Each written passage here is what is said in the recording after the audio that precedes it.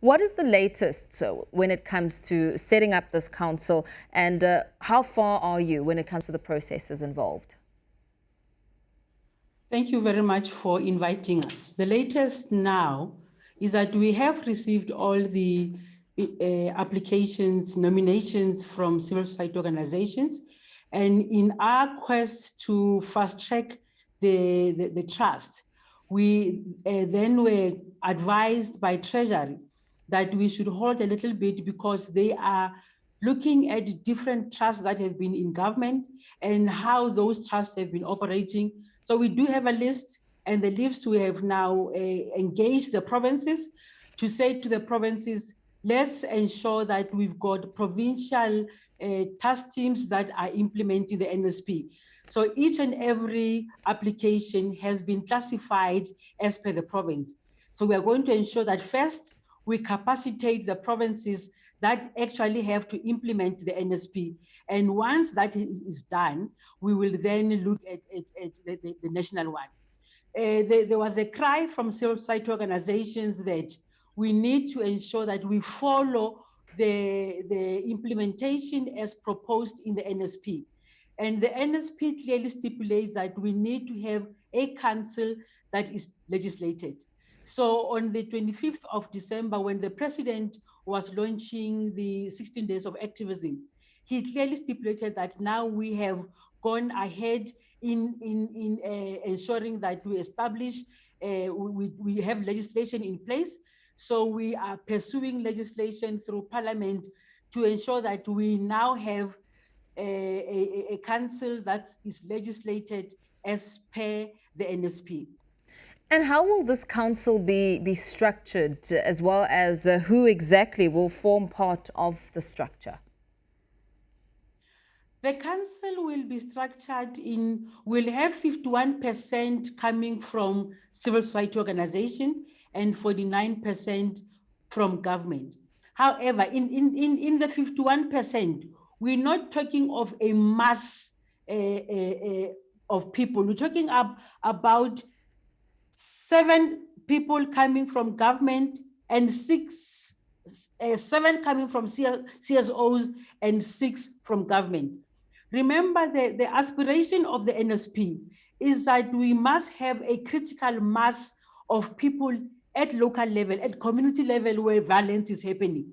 So the community structures, we want to see it represented by civil society organizations, by traditional leaders, by community policing forums, by youth, because there it's going to happen. But only the 13 people in the national will be the ones that will be legally bound by the Act to ensure that it supports all these structures that will be taking place in the provinces. So they will not be sitting there because they are representing a structure.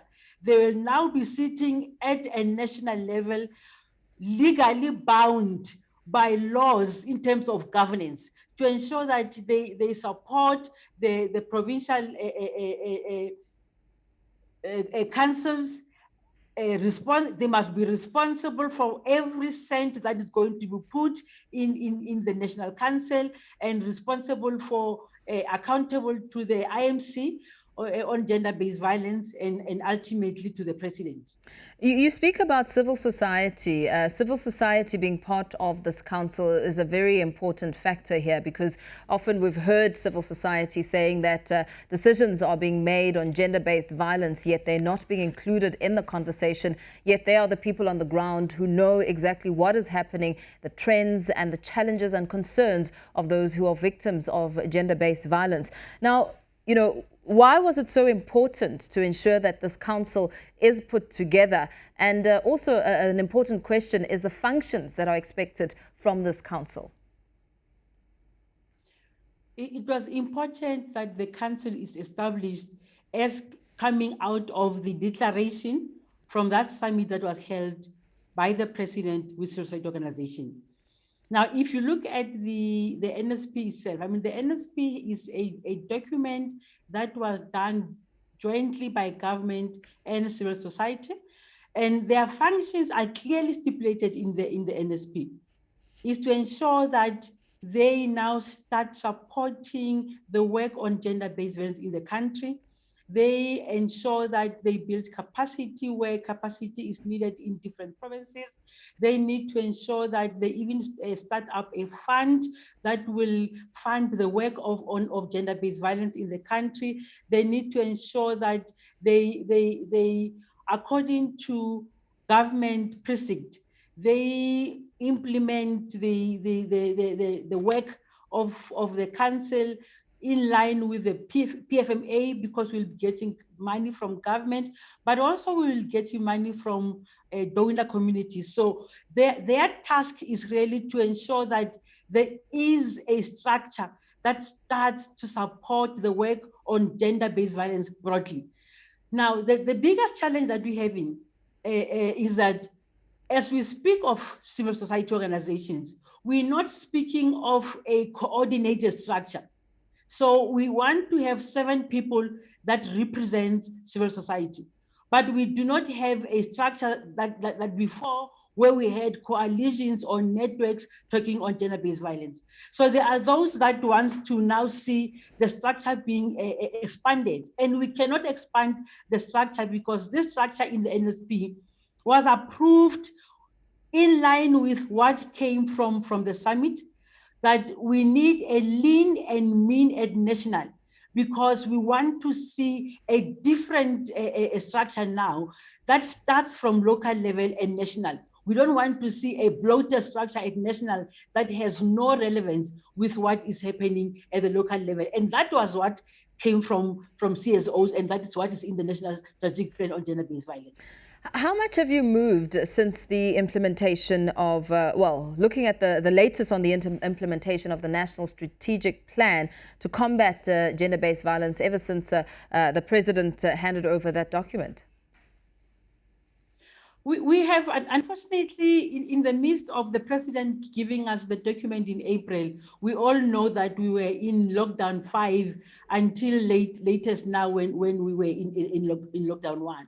However, even when we're in lockdown, we did move. We had webinars with civil society organizations. We had webinars with different organizations. So what we have done, we have a collaborative that is being supported by UN Women, where we brought people who volunteered per pillar. So we've got the 6 pillars of the NSP, and each pillar has volunteers from private sector, from CSOs, from the faith-based organizations, from the traditional leadership. So we're meeting weekly to look at putting implementation plans of each and every pillar.